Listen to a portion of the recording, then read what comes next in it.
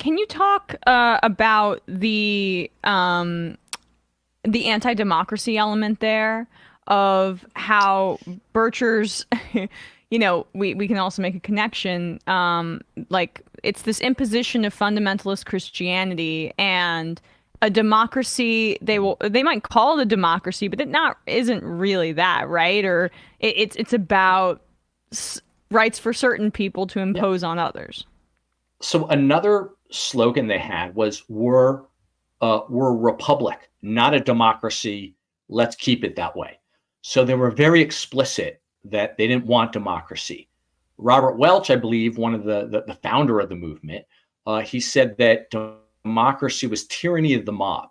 So what did they mean? Well, it meant different things to different people. For some, I think it did mean imposing a kind of Christian moral order, as they defined it, on the rest of the country.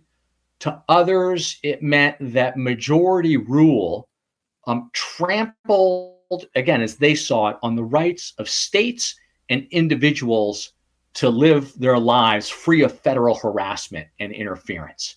And so democracy, they argued, essentially was contrary to the Constitution, contrary to the things that made America great, and that therefore it had to be opposed. So they were anti-majoritarian and very explicitly so, and they made no kind of bones about it. Although I would say one big difference between then and now is that you didn't see the kind of election denialism among the Birchers back then as we see today, for I think various reasons. But that's one distinction. But yeah, they didn't like democracy. It's a distinction, but it's also, you can describe it as an evolution, right? Where it fits into the current context, but it's kind of a very similar framework. Yeah.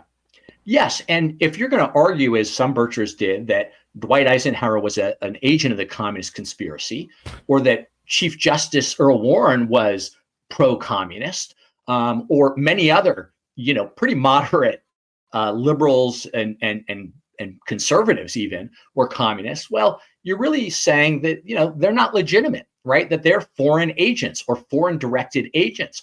That's also, by the way, what they did with the civil rights movement. They called it communist dominated, right? That it wasn't an organic struggle to promote African-American aspirations, social justice and civil rights. It was actually Kremlin directed. And so there is a way in which they delegitimized a lot of democratically elected individuals and figures, or appointed individuals and figures, and also grassroots democratic movements for racial equality. The notion of political actors being puppets of foreign forces is also something I'd love to explore, because you touch on the anti-Semitism of it. We hear about globalists all the time on this program. We know what that means. It means the Jews, or very well, or wealthy Jews, the Jews. Mm-hmm. I don't even need to parse it. Yeah. So, I mean, how much of that too can you trace back to a lot of these conspiracies? Yeah. Well, one of the things I argue is that the conspiracy theories of the Birchers, they do act as a kind of permission slip for a lot of racists and anti-Semites in particular, in part because, a lot of, as one Anti-Defamation League operative said after Kennedy was killed, that a lot of conspiracy theorists are going to blame the communists for Kennedy's death, and then they're going to add the usual Jewish fillip to the conspiracy. and I think it's an insight that applies to a lot of these conspiracy theories, right? That something is wrong, either inside or outside the country. There is a cabal of these elites. They're unseen in a way, or their wealth is unseen, and they are manipulating, kind of traditional American ideas, values, and people. And so, what you have, what I try to document in the book, and I wasn't going into the research knowing what I would find, but what I do try to document and clearly not every member of the Birch Society was anti-Semitic, but there were a lot of them. And the Birchers at times try to police their ranks of anti-Semites, but there were so many of them, it was very hard for them to do. And I think as the 60s wore on, they attracted more and more anti-Semites to the ranks, became even more radical. And just a last quick point, I think in terms of today, I do see MAGA and Trump in some ways descending and becoming more radical themselves, because the conspiracy theories almost set people, if a conspiracy theory helps to define a movement, it helps set people on I think, a more radical path. And the Birchers kind of follow that trajectory to some extent. And you mentioned Trump there, but now I'm just curious, as these Bircher chapters get set up throughout the country, and perhaps their kind of way of thinking becomes a little bit more widespread. Like, as we move into the 60s and beyond, what candidates in the modern Republican Party or from that period on do you see as most aligned with birtherism?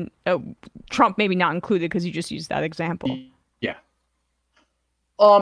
You mean post 60s? Yes. Yeah, post 60s. Well, I do go through in the last third of the book, sort of bringing us from the 1970s to the present. I think there are a number of figures, many of whom run for president. People like John Schmitz and Tom Anderson. Schmitz was actually a member of Congress. They ran for president. They're both Birchers and ran for president on a third-party American Party ticket in 1972.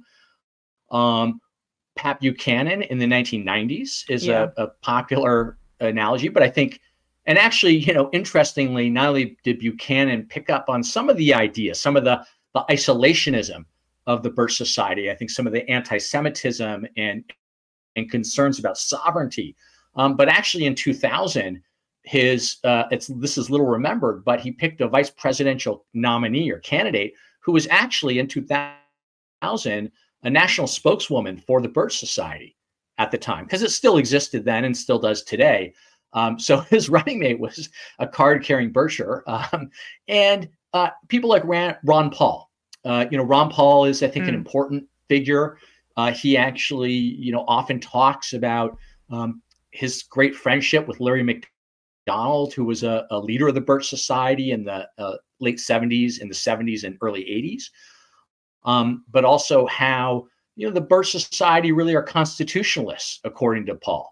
And so, and some of the conspiracy theories, concerns about sovereignty, isolationism or anti-interventionism, the idea of shrinking the federal government, down to this pre-New Deal era. Those ideas, I think Paul, I don't know if he appropriates directly, but he certainly, gets some ideological inspiration from the Birchers. Those are a few, but there are many, there are others too, including Sarah Palin and Michelle Bachmann and others. Lastly, another thing that really strikes me is the way that these chapters were set up and activated these groups on a local level. That's something I think we're seeing now with school boards, where if you can activate them at your John Birch Society chapter, they're going to be voting in every election, and they're going to be super involved. Like, that is key to understanding the modern Republican Party too. Yeah. And one of the things I argue is that 60 to 100,000 incredibly passionate and well-funded people devoted to a cause can have a greater impact than maybe millions of voters who just turn out at election time, because they can protest, they can picket, they can push issues onto the agenda, they can take over a PTA or a school board, or maybe create a controversy about what books are on the shelf library.